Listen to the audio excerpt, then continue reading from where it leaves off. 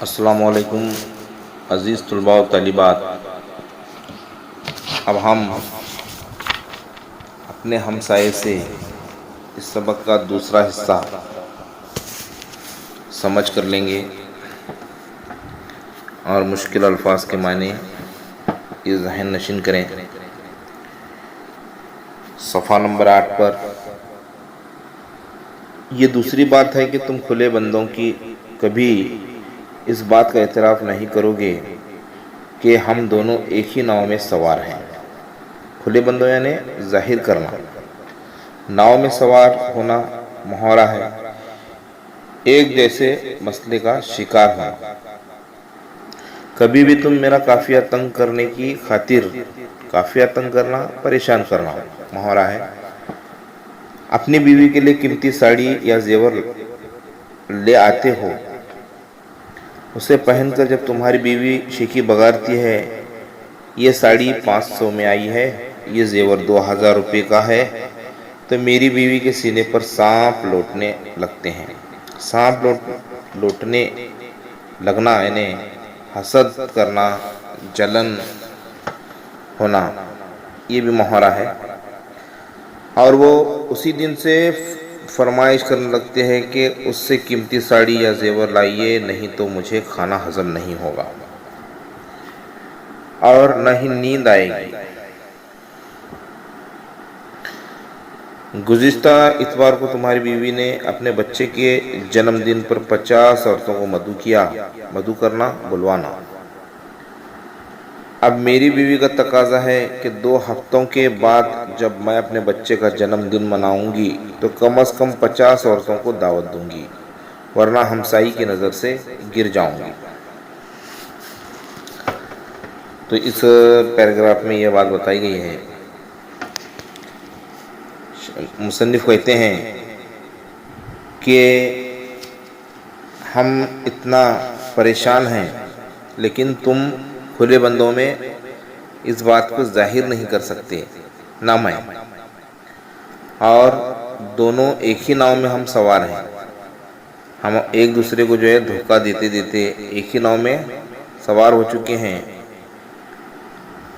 اور پھر بھی تم کیا کرتے ہو؟ مجھے پریشان کرنے کے لیے اپنی بیوی کو قیمتی ساڑی یا زیور لاتے ہو، تو تمہاری بیوی اسے پہن کر بڑے شیخیاں بگاڑتی ہیں، اور یہ بات میری بیوی کو ہضم نہیں ہوتی۔ جیسا کہ یہ ساڑی 500 کی ہے، یہ میں زیور لائی ہوں، یہ 2000 کے ہیں، تو مصنف کہتا ہے میری بیوی جل اٹھتی ہے، حسد کرنے لگتی ہے، تو اسی دن سے وہ بھی میری بیوی جو ہے فرمائش کرتی ہے کہ اس سے بہتر، اس سے قیمتی ساڑی زیور مجھے لانا، ورنہ مجھے کھانا ہضم نہیں ہوگا اور مجھے نیند بھی نہیں آئے گی۔ پھر اس کے ساتھ ساتھ دوسری بات مجھے اور یہ پریشان تم لوگوں سے مجھے تکلیف ہوتی ہے کہ گزشتہ اتوار میں تمہاری بیوی نے اپنے تمہارے بچے کے جنم دن پر 25 عورتوں کو مدعو کیا، یعنی دعوت دی۔ اب اسی بات کو میری بیوی تقاضا کر رہی ہے، بار بار کہہ رہی کہ 2 ہفتوں کے بعد اپنے بچے کا بھی جنم دن ہے، اس نے 25 عورتوں کو بلوائی ہے، میں 50 عورتوں کو دعوت دوں گی، ورنہ ہمسائی کی نظر سے گر جاؤں گی۔ اگر میں یہ کام نہیں کروں گی تو میں اس کے سامنے نظر میں گر جاؤں گی۔ تو یہ بات اس پیراگراف میں بتائی گئی ہے۔ اب آگے پیراگراف میں ہر بات میں ایک دوسرے کو نیچا دکھانے کی تمنا یہ رنگ لائی ہے کہ اب بیماریوں کے معاملے میں بھی ہم ایک دوسرے سے بازی لے جانے کی کوشش کرنے لگے ہیں۔ چنانچہ میری بیوی کہتی ہے کل رات منّے کو 104 ڈگری بخار تھا، بیچارہ ساری رات ہائے ہائے کرتا رہا، تو تمہاری بیوی فوراً منہ بنا کر جواب دیتی ہے 104 ڈگری بخار بھی کوئی بخار ہوتا ہے؟ 3 دن ہوئے ہماری بڑی منی بیمار پڑ گئی تھرمامیٹر لگایا تو معلوم ہوا 106 ڈگری بخار ہے۔ وہ 6 گھنٹے بے ہوش پڑی رہی، لیکن میں ذرا بھی نہیں گھبرائی۔ ڈاکٹر تک کو فون نہیں کیا، سوچا بخار ہی تو ہے، خود بخود اتر جائے گا۔ ایک دن تمہاری بیوی اور میری بیوی اس موضوع پر بحث کر رہی تھیں کہ سوتے وقت تم زیادہ زور سے خراٹے لیتے ہو یا تمہاری بیوی کہہ رہی تھی وہ جب خراٹے لیتے ہیں تو ان کے خراٹوں کی آواز ایک فرلانگ سے سنی جا سکتی ہے۔ میری بیوی اسے بتا رہی تھی ہمارے صاحب جب خراٹے لیتے ہیں تو ان کے خراٹوں کی آواز سول ہسپتال میں سنائی دیتی ہے۔ کئی بار ڈاکٹر ہمارے گھر پر یہ پوچھنے کے لیے آتے ہیں کہ خیریت تو ہے۔ اب یہ 2 پیراگراف میں یہ بات بتائی گئی ہے کہ مصنف اور مصنف کے دوست ایک دوسرے کو نیچا دکھاتے دکھاتے ان کی تمنا یہاں تک آ کر پہنچی ہوئی ہے، یعنی رنگ لائی، یہ محاورہ ہے، اس نتیجے پر بات آ کر پہنچی ہے کہ گھر میں اگر بیمار بھی ہو تو اس میں بھی جو ہے بڑھ چڑھ کر جو ہے شیخی بگاڑتے ہیں۔ اب بات یہ بھی کہ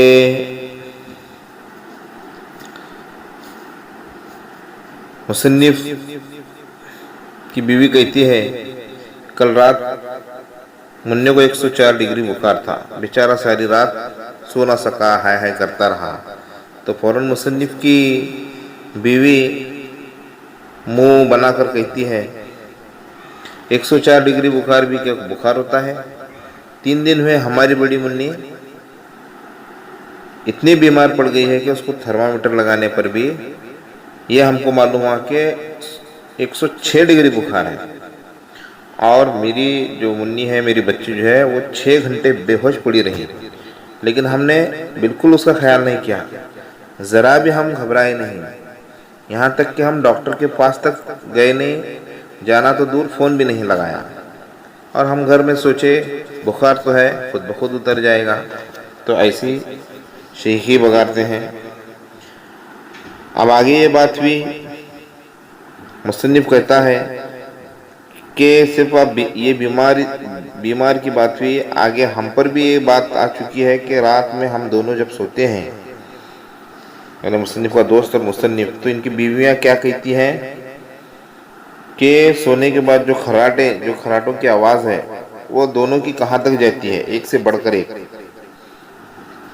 تمہاری بیوی کہتی ہے وہ جب خراٹے لیتے ہیں تو ان کی خراٹوں کی آواز ایک فرلانگ سنائی جا سکتی ہے۔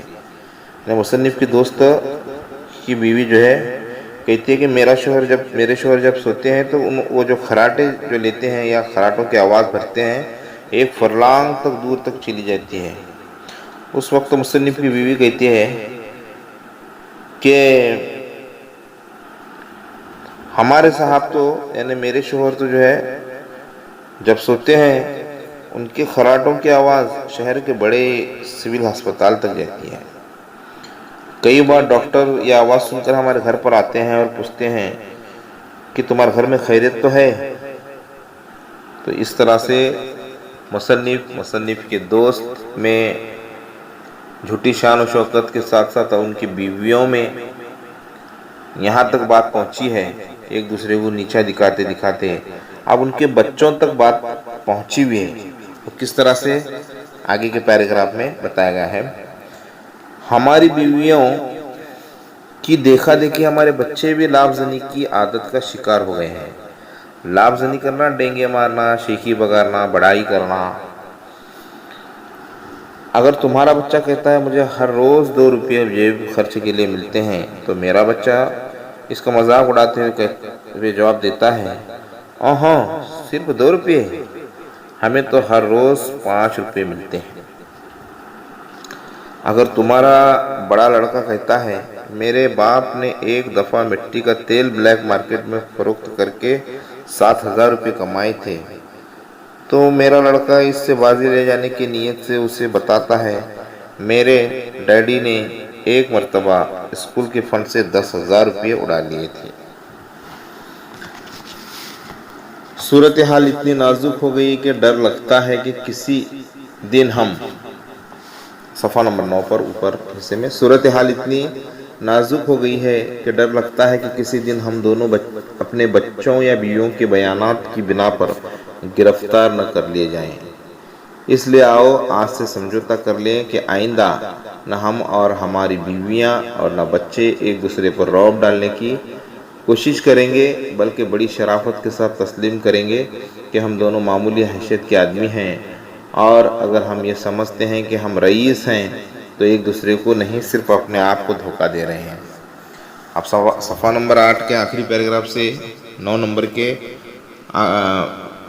ختم پیراگراف تک یہ بات بتائی گئی ہے کہ مصنف اور مصنف کے دوست، یہاں سے ان کی بیویوں تک بات شیخی بگارنے کی چلی ہوئی ہے، بڑائی کرنا، پھر اس کے بعد ان کی بیویوں کا دیکھا دیکھی ان کے بچے بھی لفظ زنی کا شکار ہو چکے ہیں۔ جیسا کہ بتایا گیا ہے کہ مصنف کے دوست کا لڑکا کہتا ہے کہ مجھے ہر روز 2 روپے جیب خرچی کے لیے ملتے ہیں، تو مصنف کا بیٹا بھی جو ہے، لڑکا بھی جو ہے، مذاق اڑاتے ہوئے کہتا ہے صرف تمہیں 2 روپے ملتے ہیں، مجھے تو ہر روز 5 روپے ملتے ہیں۔ یعنی یہ جھوٹ بولنا، بچوں کو بھی جو ہے پڑھائی کے بجائے غلط عادت، یہ جھوٹی عادت پڑی ہوئی تھی، وہ پڑھائی کرنے کے بجائے ایسے غلط کام حرکتیں کر رہے تھے۔ پھر اس کے علاوہ یہاں تک کہ نہیں، مصنف کا لڑکا کہتا ہے کہ میرے والد ایک دفعہ مٹی کا تیل بلیک مارکیٹ میں فروخت کر آ گئے تو ان کو 7,000 روپے مل گئے۔ تو اسی دوران مصنف کا لڑکا بھی کہتا ہے یہ کچھ بھی نہیں، میرے والد تو اسکول کے فنڈ کے جو پیسے ہیں اس میں سے 10,000 اڑا لیے ہیں۔ اس طرح سے ان کے بچے بھی لفظ زنی کا شکار ہو چکے ہیں۔ تو مصنف کہتے ہیں کہ ہم تو جھوٹی شان و شوکت کے لیے جھوٹ کہہ رہے ہیں، ہمارے بچے بیویاں بھی جھوٹ کہہ رہے ہیں، تو ان کے بیانات سے ہم ایک دن گرفتار ہو جائیں گے۔